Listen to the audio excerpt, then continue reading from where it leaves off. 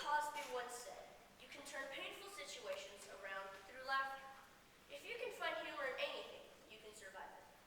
I find this to be true because no matter how your day's been going, you can always turn it around with laughter. For example, when I wake up every morning to that annoying, incessant, ear-splitting alarm clock that's been haunting me for the last 15 minutes, I just try to be optimistic. I think to myself, at least it isn't a freight train heading towards me. Plus, it rescued me from my recurring nightmare of being naked at school. Again. I also try to be optimistic on mornings when my breakfast is less than I hope for. Sometimes I'm starving and all I want is a simple bowl of cereal. I pull out the milk and realize that it's nearly empty and it smells like the boys' locker room. I just think to myself, at least my family is now of toilet paper. Then there are the times I forget to let the dog out at night. So the next morning, I discover a huge accident on the floor. As I'm scrubbing up the mess, I remember to look on the bright side of things. At least, I'm not the one who had the accident. Another problem I have is getting to school on time.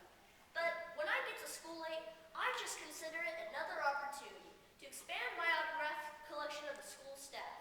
I mean, who knew the coaches had such elegant penmanship? Or when I show the late pass to my teacher, and in that moment, I realize something terrible. I completely forgot to do my math homework. Actually, it's quite simple to see the positive side here. I did spend 2 to 3 hours yesterday in agony because I completely forgot to do my math homework. Then there are the times I get to school and suddenly realize yearbook pictures are being taken. Of course, I have been. I accidentally wore my shirt backwards, and I didn't shave. What? You don't think I can grow facial hair? I just count my blessings. At least the photo hasn't been posted on the internet yet. Lunchtime presents its own unique obstacles. For instance, the lady at the cash register regularly informs me that my lunch account is out of funds. I have to return my tray food, but then I'm given a pre-packaged Smucker's Uncrustable peanut butter and jelly sandwich. You see, it's okay if you run out of lunch money. Smucker's has your back. When I sit down to eat, I must face the next challenge: silent lunch. Thanks to a high percentage of missing math homework, our class is not allowed to talk at lunch for any reason.